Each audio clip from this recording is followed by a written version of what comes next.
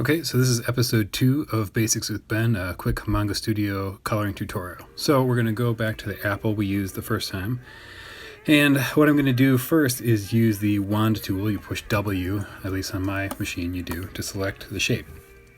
Now around the outside edge of the shape you'll see this pixelated line that sort of glows and flows as it encompasses what shape you had selected in the first place. And this is so you don't get any of the shadow, shading, highlights, any of the stuff you want to put on it outside of the shape you'll be working on. So first I'm going to show you some reference that I used to work on the apple to make it more naturalistic. And I'm sort of mimicking the shadow pattern. P is for the pen tool, and you push that as a hotkey and it gets you to the tool you want. These brackets make it bigger or smaller depending on how precise you want the tip to be.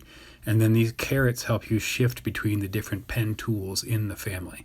So like you can see here, I use the colored pencil, but above it is the mechanical pencil, and beneath it is the rough pencil. For shadowing, I use the blue color and the sort of warm color.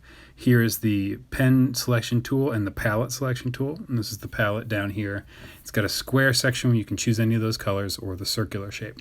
This is the layer button. It's at the bottom of your tab on the right. And here is the part where you select the layer property. So it can be, in this case, this list I'm showing you here is all the different types it can be, but we want for shadows a multiply layer. I label those in blue on my list. So what I'm going to do here is, you can see me changing the size of that color pencil. And I just start to use that color pencil because it's a nice soft edge, and then I can blend one into the next.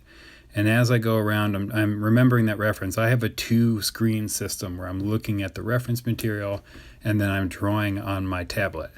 So in this case, I'm just trying to duplicate what I see in the reference photo. So it's got some bounced light, some highlighted edges, and I'm going to leave that highlighted edge unedited with shadow.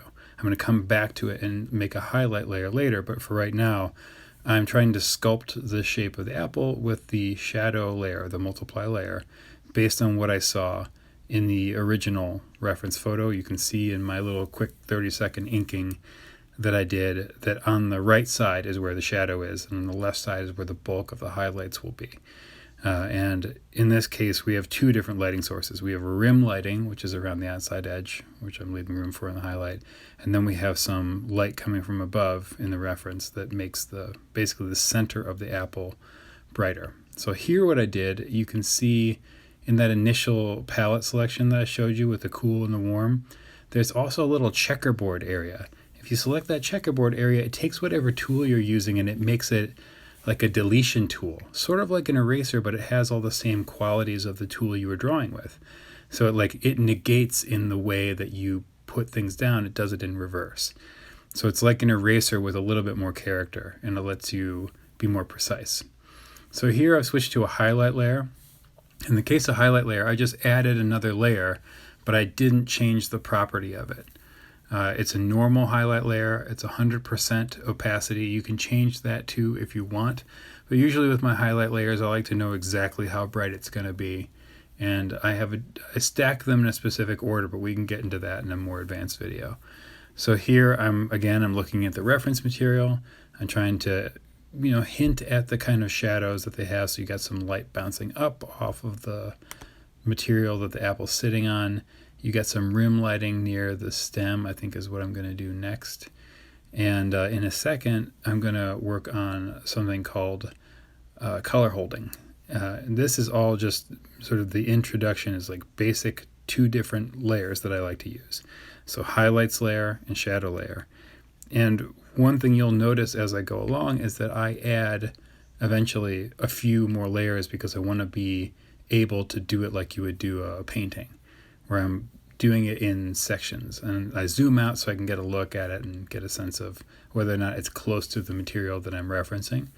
And I zoom back in so that we can see what I'm doing more closely. So here's what I'm doing is selecting with the wand tool again. I go to my inks layer, which should be locked down if you can. There's a little lock at the top that keeps you from messing with it.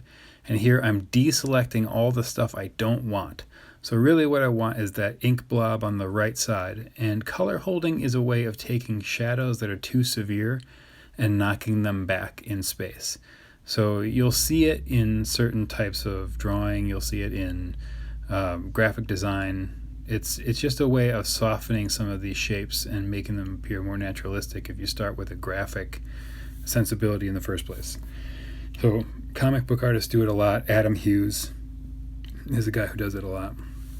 All right, so what I'm doing here is I missed a section of that. I'm going to select that too, and I'm going to fill it with the same green as the apple. But the trick here is I don't want it to look neon green on the side, so I change the opacity, which is at the very top of the layer menu, and it says 100%, and there's this little checkerboard slider. I think I slid it to about 50%, so that that black is not as severe. It's matching a similar color to the apple. And here I'm going to go back in and add some more shadow, I'm pretty sure. So I deselected that section. I moved back to a shadow layer. I think I made an additional shadow layer so I could use my warmer of the two palettes. And I'm going to go back in and add some more shadow so that first shadow layer is not as severe. And so at first when I put it down, it's 100% multiply layer, and it's eating into my color holding a little bit, where it's a little too dark and it's not doing necessarily what I want.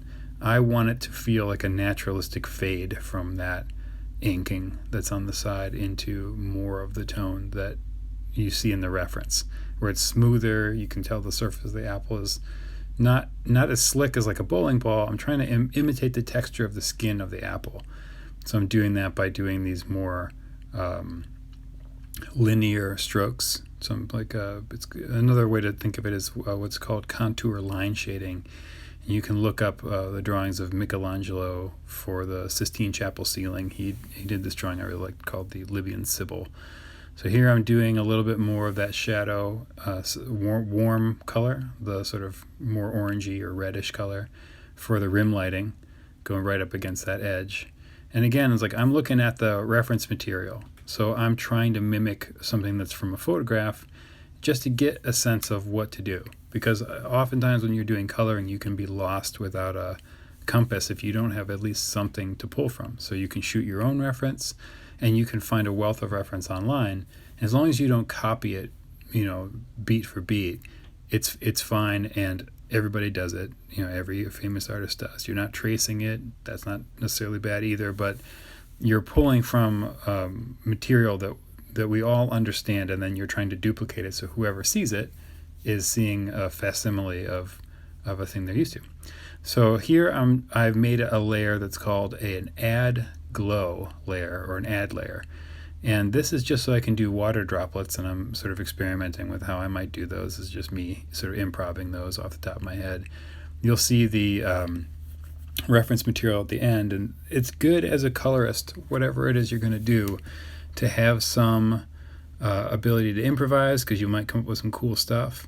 But that's why it's good to do extra layers, because the more opportunity you can give yourself to adjust a drawing you're doing or a piece you're working on without screwing up everything you're satisfied with, the better. So if I'm going to experiment, I tend to make another layer, and then I try and produce an effect, and a lot of it is just playing around. A friend of mine told me that when he works on covers for Marvel and DC, half of the coloring he's just playing around and trying to get various effects, and sometimes they work and sometimes they don't, so that can be frustrating. But the longer you do it, the more you build up a repertoire. So in this case, what I've realized is like a lot of these water droplets, because they're opaque, you're going to see some of the green through the apple. So what I've done is I've taken my add layer, my glow layer, and I've pulled it in the layer order over top of the inks layer. So it's going to be the thing that's on the top, tippy top of my layer order. And you can do that by just grabbing the layer, so like with your stylus, hold it down, and then move it, and there'll be a little red line that appears.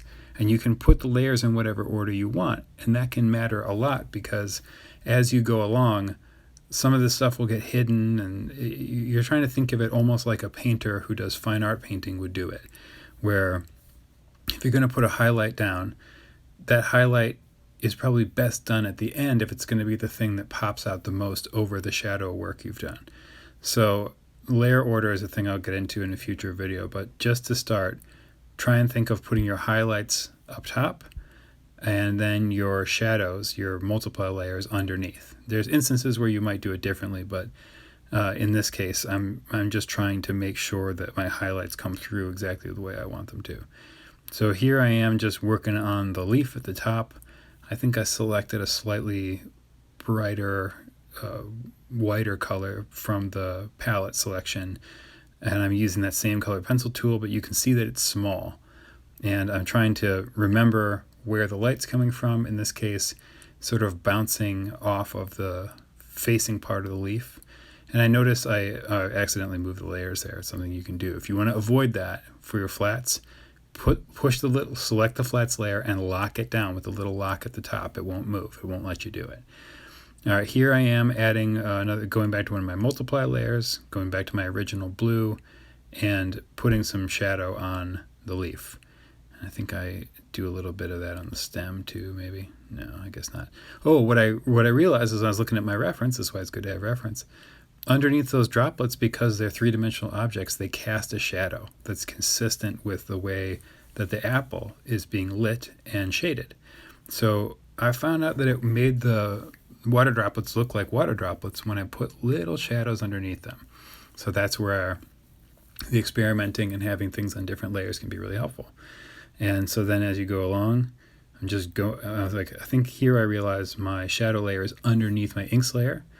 So here's a rare instance where I pull my shadow layer above my inks layer, above my color hold layer, so that then I can do some of that shading on the apple in a way that makes it feel more like a painting. All right, so I've zoomed out, and here you can just get a sense of what the whole piece looks like. And I'm going to show you what I started with. Those are my layers I started with. And so I've got my flats, my inks, and then by the end, I'd added shadow and multiple highlights, and I color code them. And that's really helpful. You can go to this little menu at the top and color code each one. So depending on what type of layer you have, a multiply, an add, a highlight, whatever it is, it's good to have them color coded. So here it is turning off the different layers so you can see where we started from. I turned off the color holding, I turned off the highlights. I'm going to turn off and on the shading so you can see it. And here I'm going to turn them all back on in order. And there you go. So that's that apple color tutorial, and I'll do more in the future.